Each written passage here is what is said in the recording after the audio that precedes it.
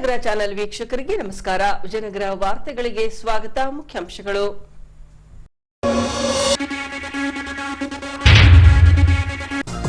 ಸಮೀಪಿಸಿದ ವಿಧಾನ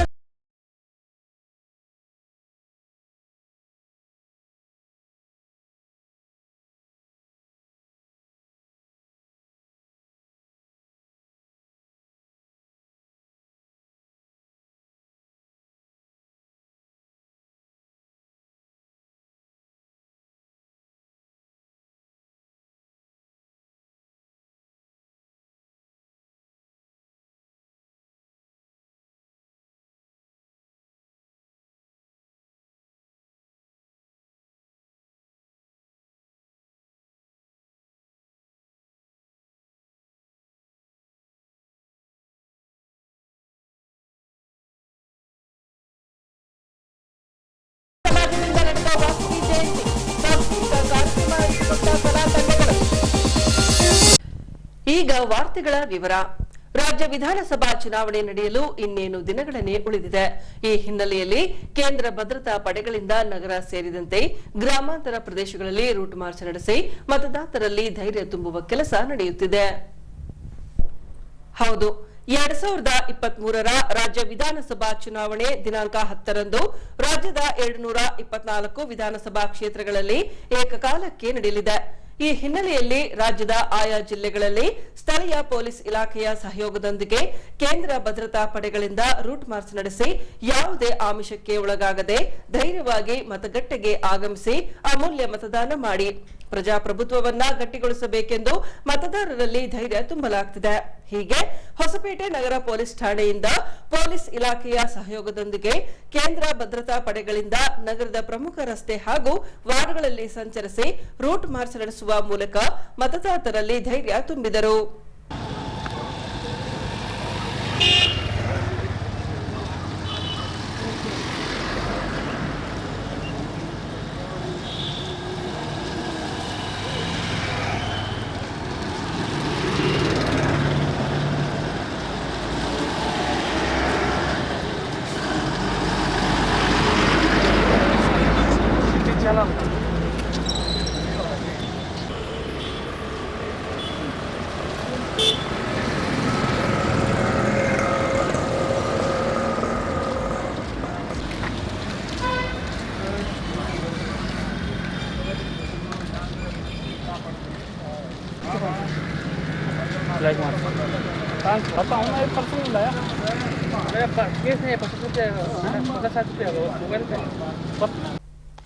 ರಾಜ್ಯದ ಬಡಜನರ ಬದುಕನ್ನ ಕಟ್ಟಿಕೊಡುವಲ್ಲಿ ಬಿಜೆಪಿ ಪಕ್ಷ ವಿಫಲವಾಗಿದೆ ಎಂದು ಆರೋಪಿಸಲಾಗಿದೆ. ಹಾಗಾಗಿ 2023ರ ಚುನಾವಣೆಯಲ್ಲಿ ಬಿಜೆಪಿ ಪಕ್ಷವನ್ನ ಸೋಲಿಸುವಂತೆ ಸಿಪಿಐಎಂ ಪಕ್ಷದಿಂದ ಮತದಾರರಲ್ಲಿ ಕರೆ ನೀಡಲಾಗಿದೆ.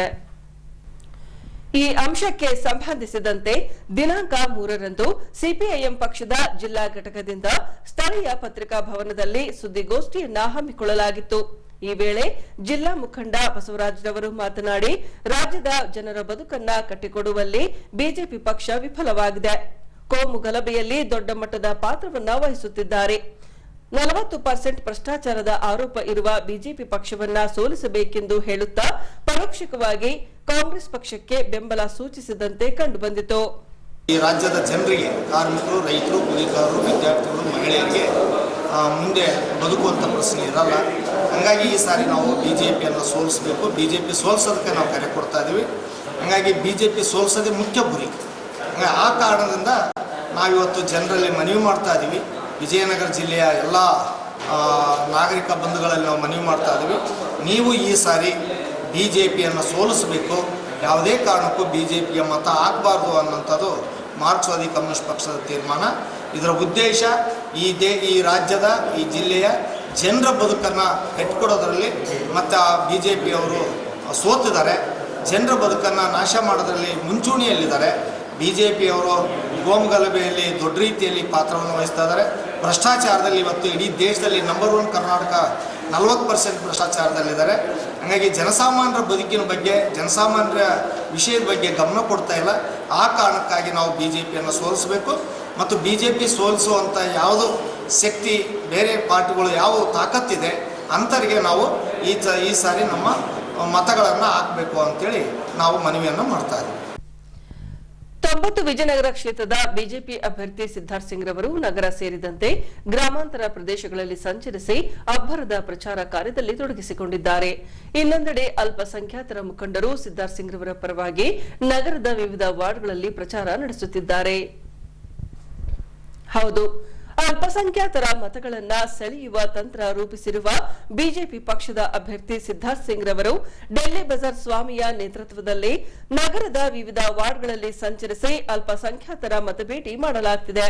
ಹೀಗೆ ನೂರಾರು ಕಾರ್ಯಕರ್ತರೊಂದಿಗೆ ಇಂದಿರಾನಗರಕ್ಕೆ ಆಗಮಿಸಿದ ಡೆಲ್ಲಿ ಬಜಾರ್ ಸ್ವಾಮಿ ರವರು ಮನೆ ಮನೆಗೆ ತೆರಳಿ ಚುನಾವಣಾ ಕರಪತ್ರ ನೀಡಿ ಕ್ರಮ ಸಂಖ್ಯೆ 3ರಲ್ಲಿ ಬರುವ ಕಮಲದ ಗುರ್ತಿಗೆ ಮತ ಹಾಕುವ ಮೂಲಕ ಯುವ ನಾಯಕ ಸಿದ್ಧಾರ್ಥ್ ಸಿಂಗ್ ರವರನ್ನ ಆರಿಸಿ ತರುವಂತೆ ಬಿಜೆಪಿ ಅಭ್ಯರ್ಥಿ ಪರವಾಗಿ ಮತಯಾಚಿಸಿದರು.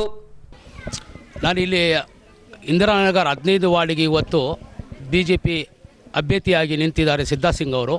ಅವ್ರ ಕಡೆಯಿಂದ ನಾನು ಅವರು ಅಭಿಮಾನಿ, ಆದರೆ ಸಿದ್ಧಾರ್ಥ್ ಸಿಂಗ್ ಅಭಿಮಾನಿ, ಭಾಳಷ್ಟು ಮಂದಿ ನನ್ನ ಅಭಿಮಾನಿ ಇದ್ದಾರೆ. ನಾನು ಅವನ ಅಭಿಮಾನಿ ಸಿದ್ಧಾರ್ಥ್ ಸಿಂಗ್. ಎದಕ್ಕಂದರೆ ಅಭಿಮಾನಿ ಯಾವ ಥರ ಕೇಳ್ತಿದ್ದಂದರೆ ಭಾಳಷ್ಟು ಕೆಲಸಗಳು ಒಳ್ಳೆ ಮಾಡ್ಕೊಂಬಂದಿದ್ದಾನೆ. ಆದರೆ ಸಣ್ಣ ವಯಸ್ಸಿನಾಗ ಆ ಥರ ಒಂದು ಕೋಟ್ಯಾನೀಶ್ವರ ಮಗ ಆಗಿ ಬಡವ್ರ ಮನೆಗೆ ಹೋಗಿ ರೊಟ್ಟಿ ತಿಂದು ಯಾವುದು ಚಟ್ನಿ ಅನ್ನ ತಿಂದು ಅವ್ರ ಜೊತೆಗೆ ಮಲಗಿ ಬಂದಿದ್ದಾನಲ್ಲ, ಕಷ್ಟ ಅನ್ನೋದು ಏನಿಂತ ಅದು ಗೊತ್ತಾಗಿದೆ ಸಿದ್ಧಾರ್ಥ್ ಸಿಂಗಿಗೆ. ಅದು ಆ ವಾತಾವರಣದಿಂದ ನಾನು ಒಂದು ಮುಸ್ಲಿಮ್ಸ್ ಸಮಾಜದ ಒಂದು ಮುಖಂಡ ಆಗಿ ಇಲ್ಲಿ ಬಂದಿದ್ದ ಕಾರಣ ಏನಂದರೆ ಅವನು ಒಳ್ಳೆ ಕೆಲಸ ಮಾಡೋ ಭಾವನೆಗಳು ನೋಡಿ ಆ ಸಿದ್ಧಾರ್ಥ್ ಸಿಂಗ್ಗೆ ಸಪೋರ್ಟ್ ಮಾಡಬೇಕಂತೇಳಿ ಇಲ್ಲಿ ಇಂದಿರಾನಗರ 15 ವಾರ್ಡಿಗೆ ಬಂದಿದ್ದೀನಿ. ಆದರೆ ಇನ್ನೊಂದು ಹೇಳಿ ಇಷ್ಟಪಡ್ತೀನಿ ಅಂದರೆ ಅವ್ರ ಅಪ್ಪವರು ಇದೇ ಇಂದಿರಾನಗರಲ್ಲಿ ಇವಾಗ ಇಜಿಯವ್ರು ಹೇಳಿದರು 1 ಕೋಟಿ ರೂಪಾಯಿ ಕಲ್ಯಾಣ ಮಂಟಪಕ್ಕೆ ಕೊಟ್ಟಿದ್ದಾರೆ. ಅವರು ನಮ್ಮ ಇತಿಹಾಸದಲ್ಲಿ ನಮ್ಮ ಇಂಡಿಯಾ ಒಳಗೆ 2ನೇ ವಾರ ಇಲ್ಲಿ ಬಾಬಾ ಅಂಬೇಡ್ಕರ್ದು ಟ್ಯಾಚ್ ಮಾಡಿದ್ದಾರೆ. ಆದರೆ ಇಂಥ MLA ಇಂಥ ಶಾಸಕ ತನ್ನ ಸ್ವಂತ ಕೈಯಿಂದ ಮಾಡಬೇಕಂದ್ರೆ ಕರ್ನಾಟಕ ಮೊದಲನೇ ಶಾಸಕ ಆನಂದ್ ಸಿಂಗ್.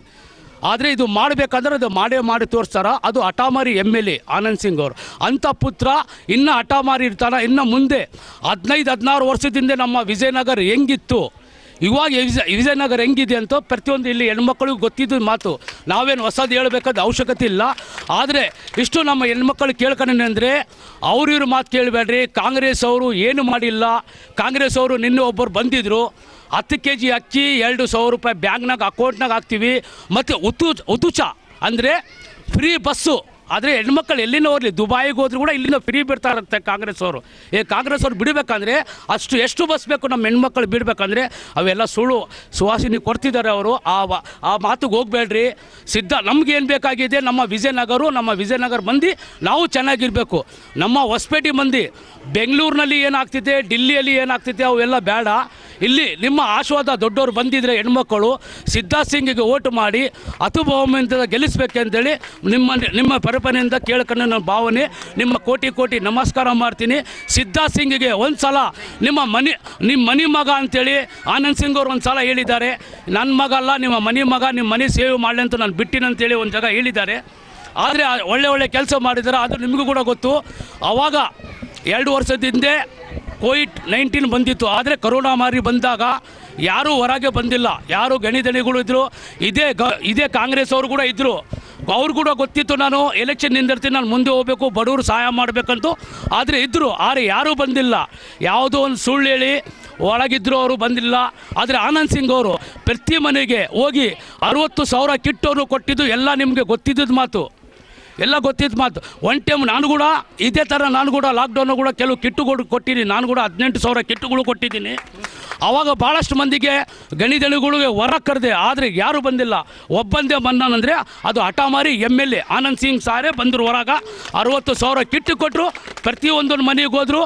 ಅವ್ರು ನಮ್ಮ ಅಲ್ಪಸಂಖ್ಯಾತರಿಗೆ ರಂಜಾನ್ ಹಬ್ಬದಾಗ ಮಾಡಬಾರ್ದು ಅಂತೇಳಿ, ಶಾಪಿಂಗ್ ಮಾಡಬಾರ್ದು ಅಂತ ಸೇಟ್ ಅಂಗಡಿ ಮುಚ್ಚಿದ್ರು ಕೂಡ ಅವ್ರು. ಮತ್ತು ಸಿದ್ಧಾರ್ಥ್ ಸಿಂಗ್ ಅವರು ತಾತ ಪುನೀತ್ ಸಿಂಗ್ ಅವರು ಇಬ್ಬರು ಕಲಿತು ನಮ್ಮ ಅಲ್ಪಸಂಖ್ಯಾತರು ಕೂಡ ಹೆಣ್ಮಕ್ಳಿಗೆ ಅವ್ರು ರಂಜಾನ್ ಹಬ್ಬ ಮಾಡೋಕೆ ಸೀರೆಗಳು ಕೊಟ್ಟರು. ಆದರೆ ಮೊದಲಿನ ವ್ಯಕ್ತಿ ಸಿದ್ಧಾರ್ಥ್ ಸಿಂಗು ಆ ವಯಸ್ಸಿನಾಗ ಸಮಾಜ ಸೇವಾ ಮಾಡ್ತಾನಂದರೆ ನಿಜವಾಗ್ಲೇ ಜನನಾಯಕ ಅಂದರೆ ಸಿದ್ಧಾರ್ಥ್ ಸಿಂಗ್. ಅದಕ್ಕೋಸ್ಕರ ಎಲ್ಲರೂ ಕಲಿತು ಸಿದ್ಧಾರ್ಥ್ ಓಟ್ ಹಾಕ್ರಿ, ಕಾಂಗ್ರೆಸ್ ಮಾತು ಕೇಳ್ರಿ. ಯಾವುದು 10 kg ಅಕ್ಕಿ ಕೊಡಲ್ಲ, ಯಾವುದು 200 ರೂಪಾಯಿ ಹಾಕಲ್ಲ, ಯಾವುದು ಬಸ್ ಪಾಸ್ ಮಾಡಲ್ಲ, ಕರೆಂಟ್ ಫಿಲ್ ಯಾವುದು ಮಾಡಲ್ಲ. ಕರೆಂಟ್ ಫಿಲ್ ಮಾಡೋಕೆ ಅವ್ರ ತಾತಂದು ಇದಲ್ಲ, ಅದು ಎಲ್ಲ ಸುಳ್ಳು ಹೇಳ್ತಾ ಇದ್ದಾರೆ. ನಮ್ಮ ಹೊಸಪೇಟೆಯಲ್ಲಿ ಓಡೋ ಕುದುರೆ ಅಂದರೆ ಸಿದ್ಧಾರ್ಥ್ ಸಿಂಗು. ಓಡೋ ಕುದುರೆಗೆ ನೀವೆಲ್ಲ ನಿಮ್ಮಂಥವ್ರು ಬಂಬಲ ಇದ್ದರೆ ಆತ ಮುಂದೆ ಬರ್ತಾನ. ಬದಿ ಬಹುಮತದಿಂದ ಗೆಲ್ಲಿಸ್ಬೇಕಂತೇಳಿ ನಮಸ್ಕಾರ ಮಾಡಿ ನಿಮ್ಗೆ ಕೇಳ್ತೀನಿ. ಜೈ ಹಿಂದ್, ಜೈ ಕರ್ನಾಟಕ.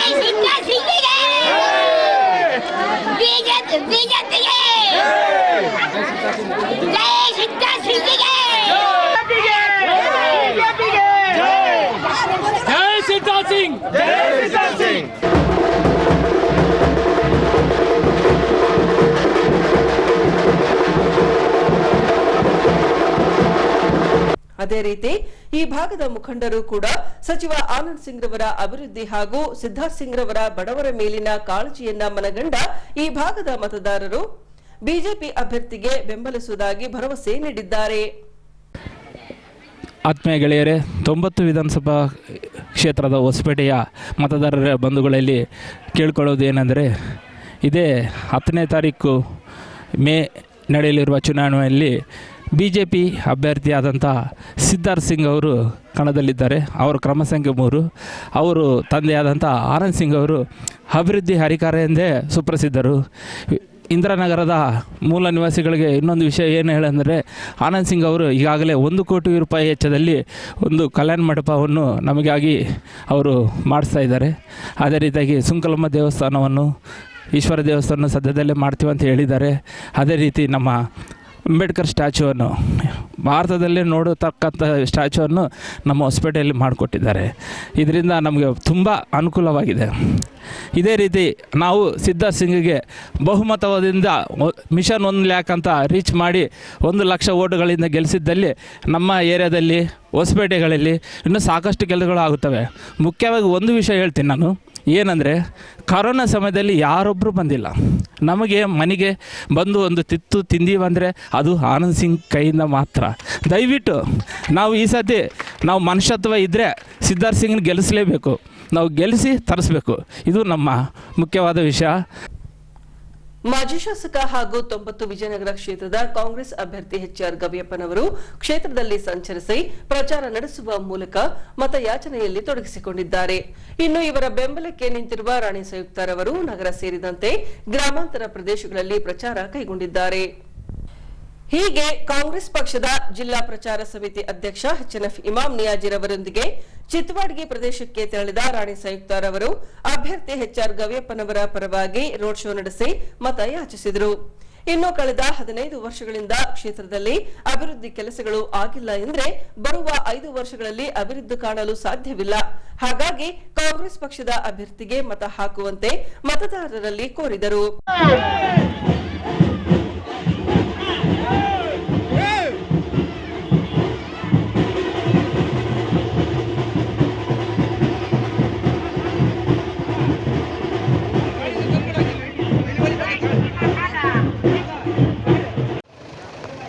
ದೇಶದ 15 ವರ್ಷಗಳಿಂದ ನೀವೊಂದು ಪಕ್ಷಕ್ಕೆ ಅಧಿಕಾರವನ್ನು ಕೊಟ್ಟಿದ್ದೀರಿ.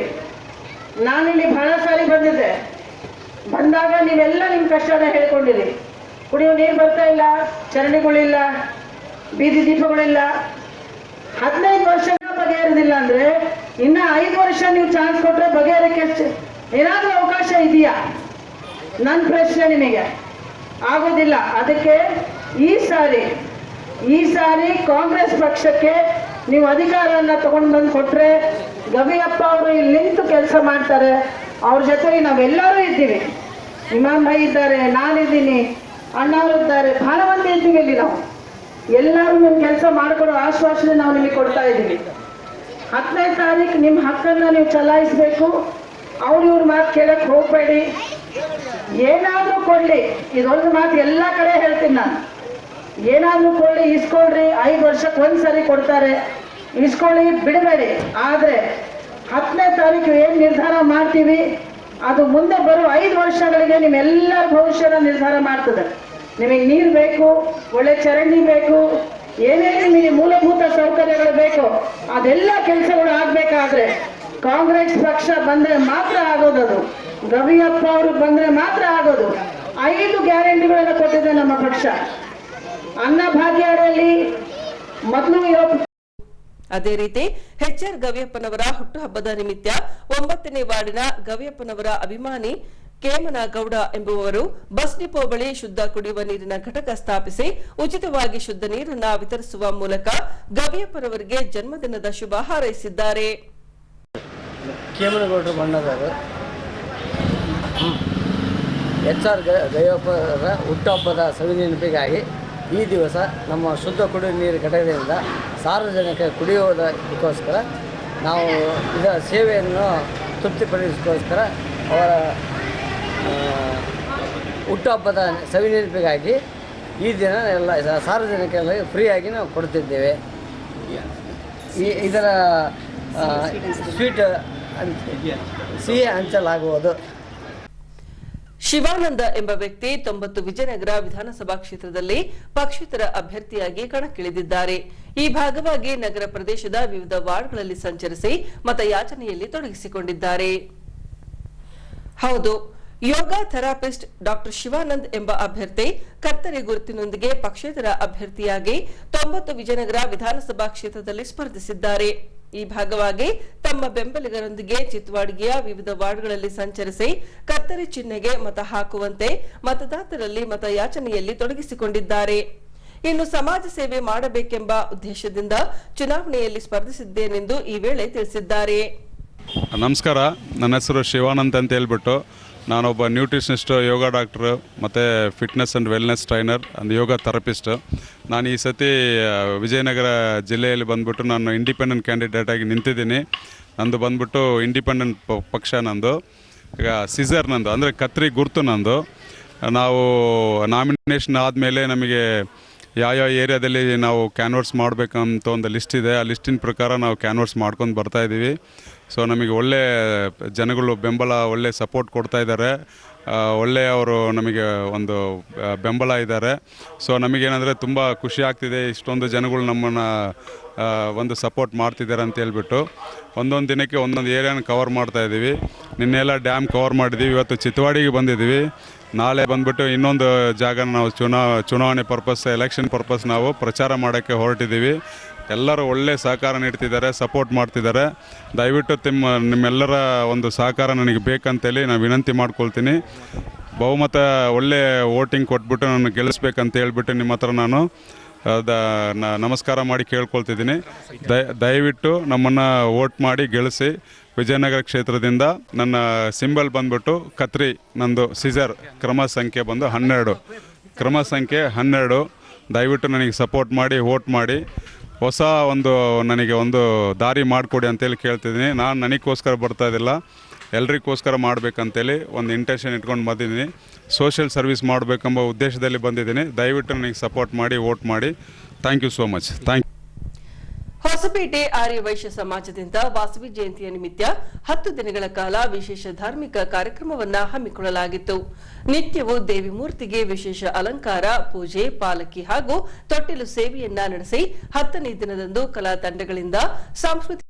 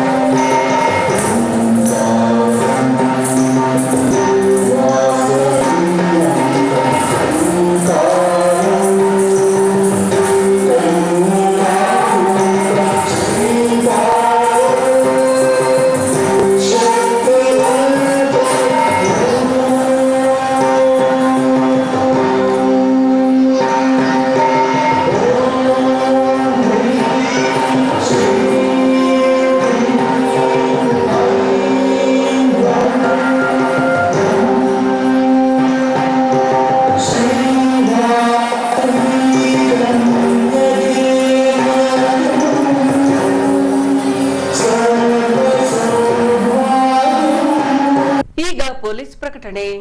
ಎಷ್ಟೇ ಹಳೆಯ ಬಂಗಾರವಿರ್ಲಿ, ಪಾಲಿಶ್ ಮಾಡಿದ ಮೇಲೆ ಹೊಸದೇ ರೀತಿಯಲ್ಲಿ ಕಾಣ್ತದೆ ತಾಯಿ ನೋಡಿ.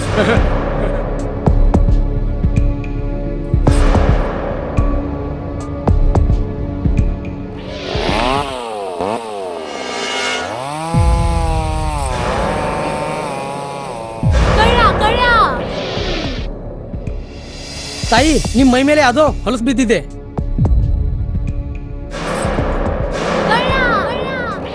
ಇಲ್ಲಿ ತಾಯಿ, ನಾನು ಪೊಲೀಸ್.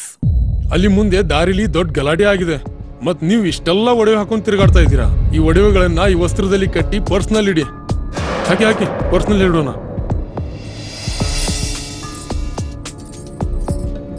ಅಲ್ಲೇ ಮುಂದ್ಗಡೆ ಆಗಿದೆ. ಇದು ತಗೊಳ್ಳಿ ತಾಯಿ, ನಾನು ಬರ್ತೀನಿ. ಈ ಕಡೆಯಿಂದ ಹೋಗಿ.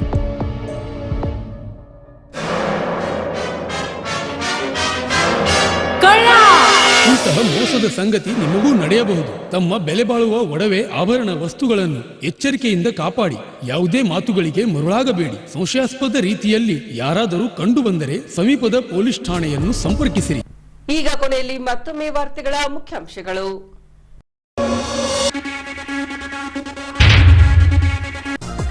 ಸಮೀಪಿಸಿದ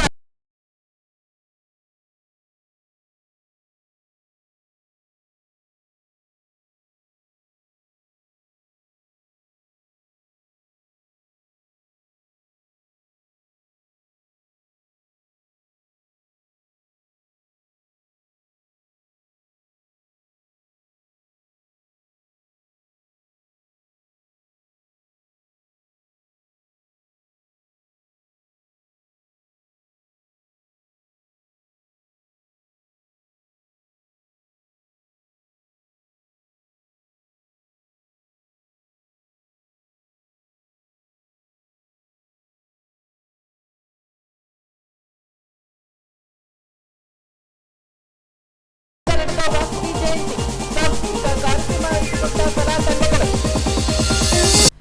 ಇಲ್ಲಿಗೆ ವಾರ್ತಾ ಪ್ರಸಾರ ಮುಕ್ತಾಯವಾಯಿತು. ವಂದನೆಗಳೊಂದಿಗೆ ನಯನ ಉಮೇಶ್.